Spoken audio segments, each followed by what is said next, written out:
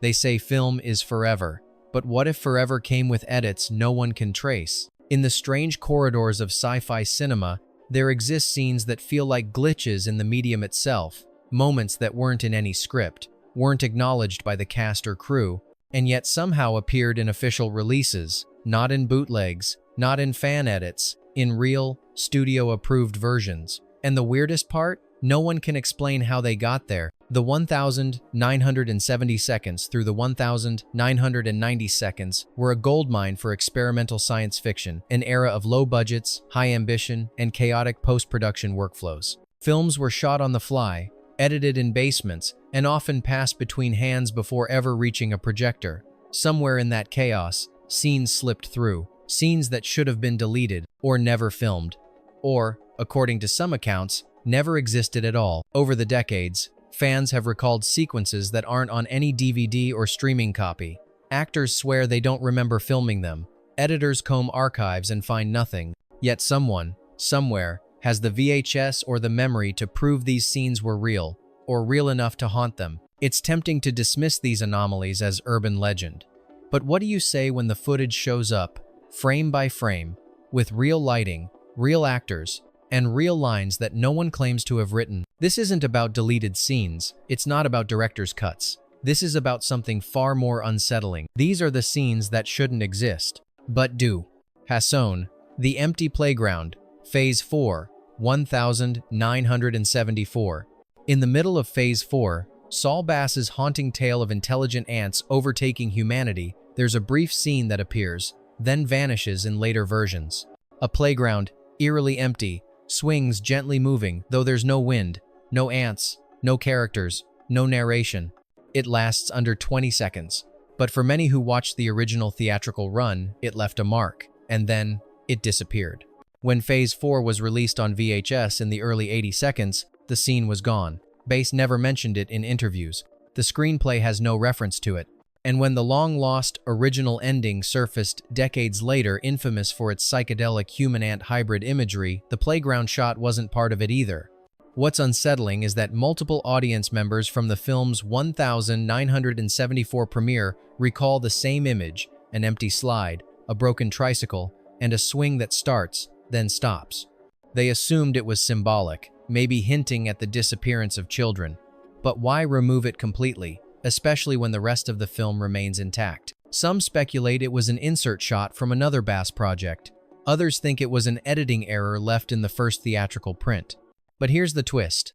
One collector reportedly found a 16mm reel of the original cut, with the playground intact. But when he tried to digitize it, the film had decayed beyond recovery, except for that one scene, which remained shockingly crisp. A scene no one remembers filming. A moment that doesn't exist in any official record. And yet, there it was. So, who put it there? #2.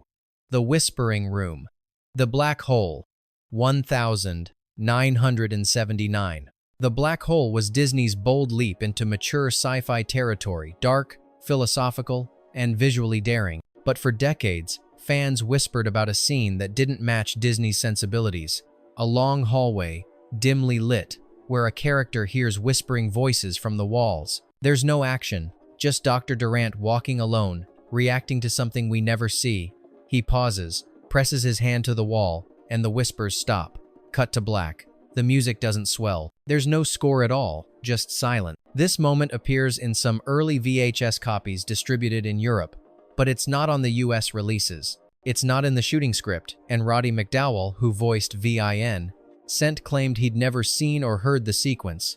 Disney archivists list no such scene in any production notes. Even stranger, the hallway used doesn't match any known set from the film. Set designers deny ever building it. There's a theory that the footage may have come from an early screen test or mood reel shot by a second unit for tone, then accidentally spliced into certain international cuts. But how does a scene with a lead actor on a constructed set go undocumented? In 2006, a sci-fi forum posted a grainy capture of the sequence from a Spanish TV airing. The thread exploded with confusion. Some called it a hoax. Others uploaded their own taped versions, showing the same eerie moment. To this day, Disney has never acknowledged it. It's not on Disney Plus or Blu-ray. No restoration lists it. And yet, it existed, on air, for years. A room that speaks, a character who listens, a scene that no one officially remembers making. #3. The Window That Vanished. Colossus. The Forbin Project. 1970. In this paranoid thriller about a supercomputer gaining control over humanity, there's a chilling sequence that fans recall vividly: Dr. Forbin watching himself on a surveillance screen. But it's not just a feed. It's wrong. He's not doing what he's doing in the scene. The angle is impossible. The expression isn't his. He stands by a window that doesn't exist in the lab set. Then the footage glitches and cuts away. This moment only appears in certain 1983 television broadcasts.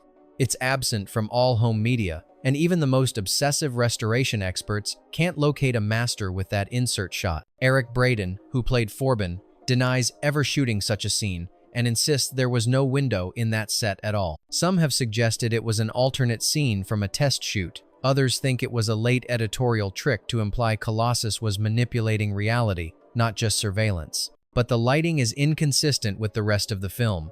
Even the quality of the image suggests it came from a different stock entirely. In interviews, editor John F. Schreier said he only cut what was in the official script. There were no tricks. The paranoia was the point, he claimed. And yet, the phantom window persists in memory and in a handful of bootlegs taped off air. One even has a brief flicker in the bottom right corner, a broadcast ID from a Chicago affiliate, proving its televised presence. It's the kind of detail you question yourself over. Was it really there, or did the film want you to think it was? Either way, the scene doesn't just reflect surveillance, it reflects something worse, a film watching itself. #4. The Screaming Glass. Saturn III 1980. Saturn III was already infamous for its chaotic production, recast leads, director firings, and tensions between Kirk Douglas and Farrah Fawcett. But there's one scene that no one seems to take credit for, or even acknowledge. A sudden shot of a glass panel shattering in slow motion, with a scream layered in reverse audio. The shot comes midway through certain international VHS releases, sandwiched between scenes that otherwise cut smoothly. There's no dialogue. The panel doesn't belong to any known set. The scream doesn't match any actor in the film. And most disturbingly, the sound mix includes what appears to be reversed, whispering layered under the audio. Stanley Donen, the credited director, once joked in a 1986 interview that Saturn III had scenes I didn't direct and wouldn't claim if I had. When asked about the shattering glass, he dismissed it as fan hallucination. But the image exists. Fans have pulled stills from UK laserdiscs showing the panel mid-explosion, with light refracting unnaturally across the frame. Some argue it's a symbolic insert, representing the robot Hector's fractured consciousness. Others think it was leftover B-roll from a scene that got cut, one that somehow got spliced back in during international mastering. A sound editor, who remained anonymous, once posted on a forum that they found the scream unsettling because it didn't have a clean waveform, like it was created by overlapping two voices, one human, one mechanical. No one knows who recorded it. No one remembers shooting it. And yet it made it into more than one official version of the film. A shattering moment. Literally. But of what? A window? A mind? Or the film itself? #5. The Man in the Tunnel. THX 1138191. George Lucas's dystopian debut is precise, sterile, and heavily controlled, every shot framed with intent, which makes the appearance of the Man in the Tunnel all the more bizarre. In some early 16mm classroom prints used by universities in the 70 seconds, there's a blink and miss moment during THX's escape. As he runs through a narrow corridor, the camera lingers half a second longer, and in the far corner, silhouetted in the shadows, stands a man in a suit and fedora. He doesn't move. He doesn't react. He isn't part of the pursuit. He's just watching. This figure doesn't exist in the original script, not in the theatrical cut, not in the Lucas-approved director's cut from 2004. But professors who screened those early educational reels swear it was there. A ghost in the machinery, a remnant of something else. Lucas has never acknowledged the scene. Walter Murch, the film's sound designer and frequent Lucas collaborator, once said in a panel, "We did experiment with some abstract inserts, but nothing like that. Nothing human." Frame-by-frame analysis of bootleg copies reveals a figure wearing attire far too 1,940 seconds for a futuristic dystopia. Was it an accident? A crew member caught on film? Or an intentional insert meant to break the immersion? Even weirder, In the 2004 DVD, the exact scene is trimmed by half a second, cutting precisely where the man would have been. It's as if the film remembered and erased itself. Who was he? Wrong film, wrong time, still there. #6. The burn sequence. Altered states. 1980. Ken Russell's Altered States is already a fever dream of imagery blurring science and hallucination, but one scene described by multiple early viewers doesn't exist on any known copy. A slow, silent burn sequence showing Eddie Jessup's body catching fire in reverse. It allegedly plays for 10 seconds during a sensory deprivation montage, nestled between flashes of religious and genetic imagery. Eddie lies still, and flames appear not erupting but folding inward, as if time is reversing. His eyes open at the moment of full combustion, then cut to black. This scene is not in the theatrical version, not in any home release, and not in Russell's notes. William Hurt denied filming anything involving fire, and the practical effects team had no record of pyrotechnics that day. But here's the anomaly. An old Betamax tape surfaced in 1997 during a film school archive purge. It was labeled ALTREVBURN. The tape was partially degraded, but several frames matched Hurt's facial structure. Yet the lighting didn't match any known sequence in the film. Some believe it was an FX test never intended for use. Others think it was inserted accidentally during an early cut and then scrubbed. But a few theorists, especially those obsessed with Russell's symbolism, claim the scene represents the death of identity through experimental science and was removed for being too explicit. Still, no one remembers filming it, and no actor admits it ever happened. A man burns but backward, a scene that erases itself as it unfolds. #7. The corridor that wasn't there. Outland. 1981. In Outland, Peter Hyam's grimy space western starring Sean Connery, the layout of the mining station is tight, industrial, and consistent until one scene disrupts everything. Midway through a tense sequence, there's a 5-second shot showing Marshall O'Neill walking down a long, flickering corridor lined with dirty glass panels. The problem? That corridor doesn't appear in any set blueprints. It doesn't connect to any other known location in the film, and it only appears in one version, a 1984 Japanese laserdisc. Hyams, a notoriously meticulous director, said in a 1993 interview that he was obsessed with spatial geography and hated continuity errors. When fans asked about the mystery corridor, he reportedly paused and said, "I didn't shoot that. There's no script reference, no storyboards, no behind-the-scenes photos, and yet the corridor looks finished, lit, dressed, and filmed with a Steadicam." Connery is visible for only a moment, seen in silhouette, carrying his shotgun. Cinematographer Stephen Goldblatt denies shooting the scene. The lighting style, he claims, doesn't match his setup. Some believe it was second-unit footage accidentally left in a mastering cut.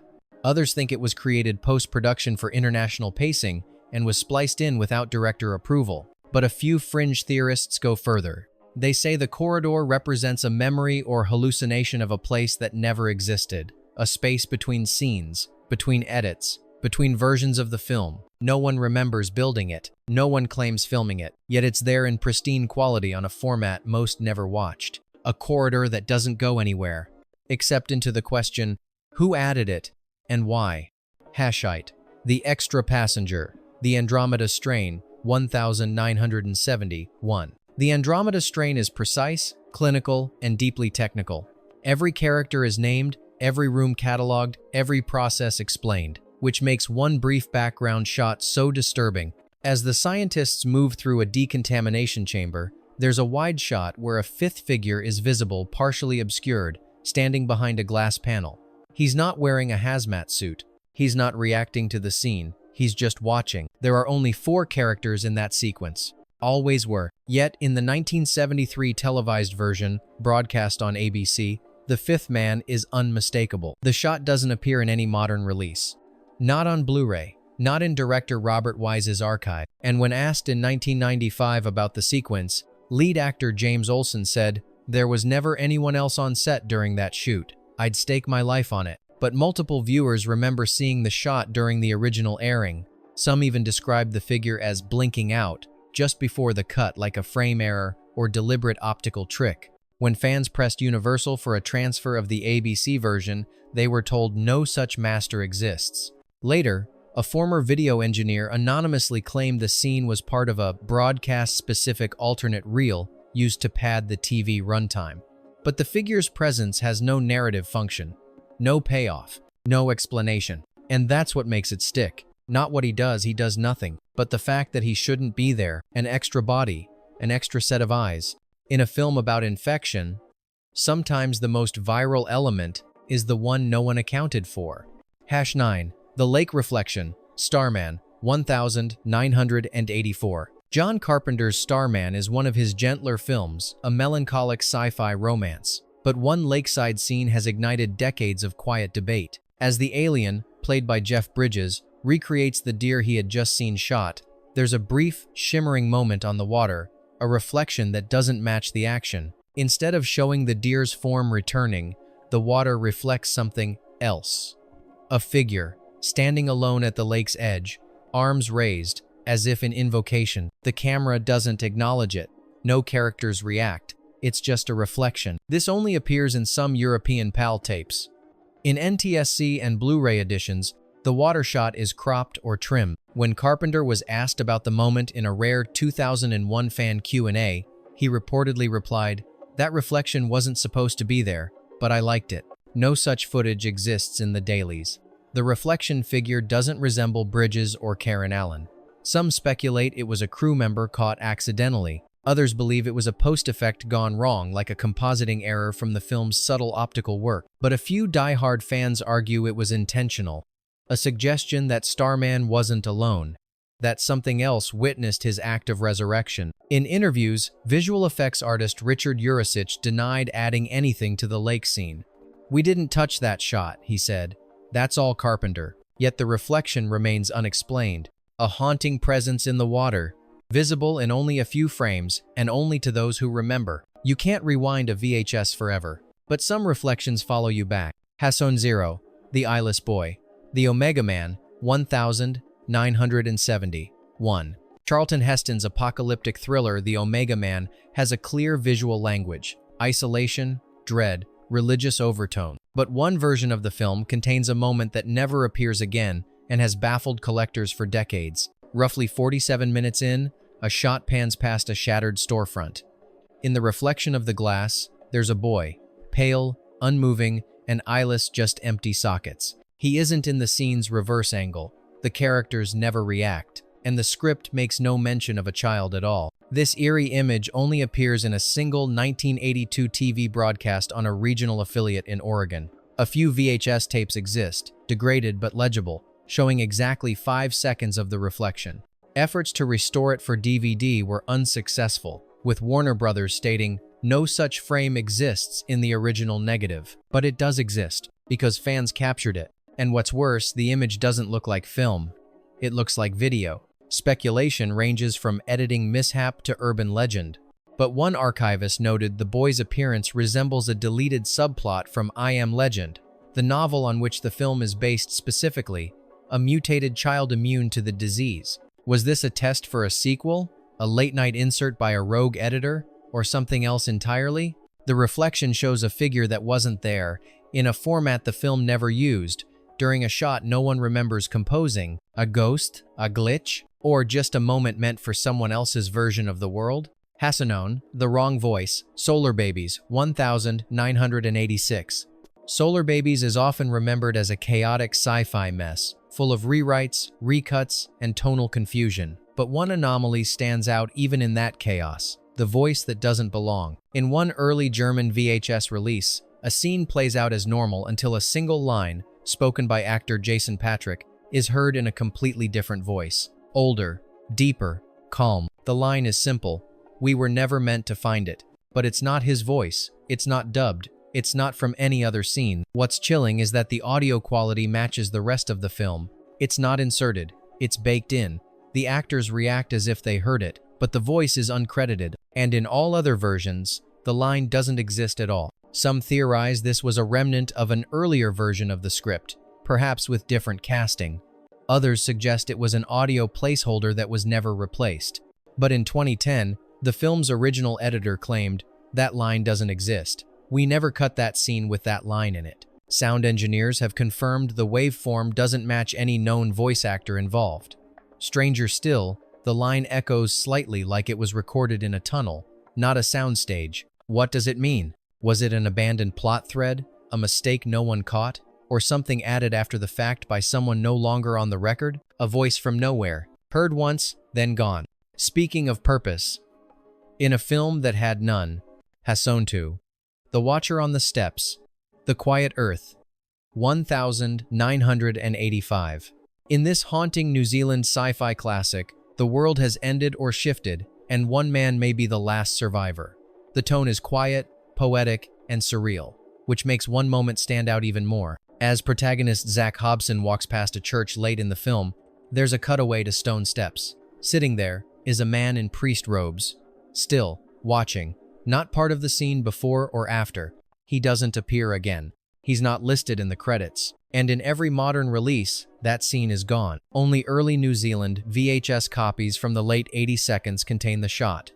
Fans describe the man's face as oddly lit, despite the shadows. Others note that Zach slightly hesitates before walking past, as if acknowledging the presence, though the main camera never focuses on the priest again. Director Jeff Murphy was asked about the moment during a 1994 screening. He said, "We didn't shoot anything like that, certainly not with a priest."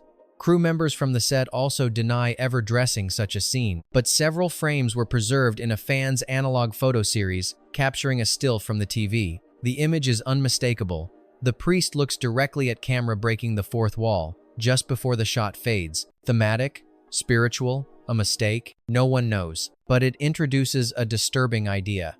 That Zach was never truly alone, that something else walked with him, or watched him walk, quietly. Hasson 3. The Bloodless Room, Logan's Run, 1976. In Logan's Run, the world is a pristine dystopia where no one lives past 30, and everything seems clinically perfect. But among fans of early U-matic tape recordings, there's one sequence that breaks the spell entirely. During the carousel execution scene, an alternate cut allegedly shows a different angle, one where the camera pans across an adjacent chamber. There, rows of empty chairs face a blank wall, and the floor is covered in glittering dust. No blood, no bodies, just a faint hum. This version never appeared in theaters, nor on DVD or Blu-ray. It was taped once, during a 1980 late-night UK television broadcast. Since then, only a handful of stills survive, captured from damaged tapes. Director Michael Anderson disavowed the footage, saying, "That's not my scene. That was never part of the film I cut." Even more curiously, art director Dale Hennessy stated the chairs in that room didn't match anything they built. Some theorists propose that the footage was from an alternate opening montage, discarded before release. Others insist the room was a metaphorical insert, never meant for literal interpretation. But here's the twist. One fan, who worked as a projectionist in 1976, claimed he saw that same room in the original test screening, and swore that, just before the scene cut away, the dust on the floor moved. By itself, was it real? A dream sequence? Or a fragment from a different future? A room without blood, but heavy with something worse memory. Hasson 4. The Reversed Arrival, Silent Running, 1972. Douglas Trumbull's environmental space parable, Silent Running, ends with a lone forest pod drifting in the void, watched over by a single robot. But in one version aired just once on Italian television in 1983, the final scene plays in reverse.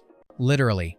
The drone moves backward, the stars pull inward, the plants uncurl, the ship reforms, all without music, only ambient noise. The sequence lasts 42 seconds, then cuts to black. There's no explanation. The reversal isn't an editing error. The film stock appears duplicated and flipped with intention. And the reversed scene isn't a simple mirror. It contains small insert shots not seen anywhere else. Trumbull denied authorizing such a version. "That sounds like sabotage," he told a convention audience in 2001. No home release includes it. No restoration project recovered the reverse sequence. Yet a taped copy of the broadcast emerged in 2009. Several Italian fans confirmed seeing the reversed ending as children and assumed it was intentional. One claimed, "It felt like the forest was returning to Earth." I cried. Was it an experiment? A rogue cut for foreign markets? Or an unapproved statement from a technician moved by the film's message? In a film about nature's fragility, This backward moment raises a question. What if the last act of survival was retreat? Hasson 5, The Static Face, The 13th Floor, 1999. Released during the same year as The Matrix, The 13th Floor explored simulated realities and existential recursion. It was slick, high concept, and, some say, haunted by one frame. In a single frame, yes, one captured only on early VCD rips from Asia. The face of a man appears in the static during a transition. He's not part of the cast. His image is grainy, frozen, mid-blink, mouth slightly open. He appears in the transition between two cityscape shots, barely noticeable, but when freeze-framed, the face becomes clear, pale, blurred, unblinking. The official release doesn't contain it. DVD masters omit it. The original editors claimed no such frame exists in any cut they approve, but fan preservationists pulled the frame from multiple sources, always the same face, same expression, same placement. Some dismissed it as a compression glitch, others called it subliminal messaging, but one former marketing technician claimed the VCD masters were prepared using alternate tapes from European sources, where certain edits were made to punch up the surrealism, yet no one knows who the man is. A user once posted a side-by-side comparison, claiming the face resembles Armin Mueller-Stahl, who played a major character in the film but younger, from a different era, perhaps a stock photo, perhaps a test render, perhaps not meant to be seen. But once you've seen it, you can't unsee it, because that face isn't reacting, it's watching. Bonus fact, the missing exit, Dark City, 1998. And before we reach the end, let's talk about a scene so disorienting. Some viewers believe it was never supposed to be found at all. In Dark City, a film already obsessed with memory, architecture, and illusion, one broadcast version from Canadian television includes a quiet insert just before the final confrontation. John Murdoch runs through a spiraling hallway. The camera pans left, and there, for a split second, is a green exit sign, not a stylized one. A modern emergency exit, fluorescent, flickering, and just beneath it, a door with no knob. When slowed down, the shot lasts 16 frames. The lighting doesn't match any other scene. The angle is off. Murdoch doesn't look at it, he just passes. But those who've seen it swear the door pulses, faintly, as if breathing. No official cut contains this shot.